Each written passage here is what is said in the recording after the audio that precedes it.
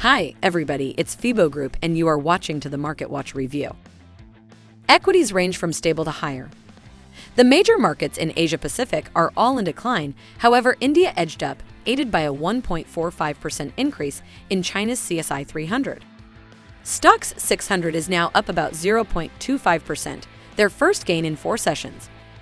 U.S. futures are 0.75 to 1% higher, trying to reverse a 5-day slide that brought them to near the lows of earlier in the year. The dollar is consolidating within yesterday's range. Sterling has recovered about 1% from its shellacking. After reaching nearly $1,621 yesterday, gold is now recovering. After falling below $76 yesterday, December WTI has stabilized today. The WTI reached $77.80 today, before the recovery was stopped by sellers. Asian Pacific market. The market will be able to see how much the BOJ intervened last week. Based on current BOJ account balances, estimates range from 3 to 3.6 trillion Japanese yen. This would be a record. The impact had a short-term effect, even though it was not fully unexpected. Yesterday's high was held by the US dollar, and it can support ahead JPY 144.00. Today's pullback in U.S. yields was a help to the yen. Support was found for the Australian dollar ahead of yesterday's low, slightly below $0 and 6,440 cents. Market of Europe. Rumors circulated that the Bank of England would call an emergency meeting to raise rates and increase them.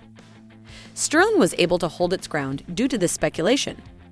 Sterling reached $1.930 yesterday after hitting $1.350 in Asia yesterday. The currency was trading at $1.08, but the Bank of England had already promised that it would increase rates to bring inflation back within its target range. Yesterday, the euro dropped to $0.9555 and is currently at $0.9580.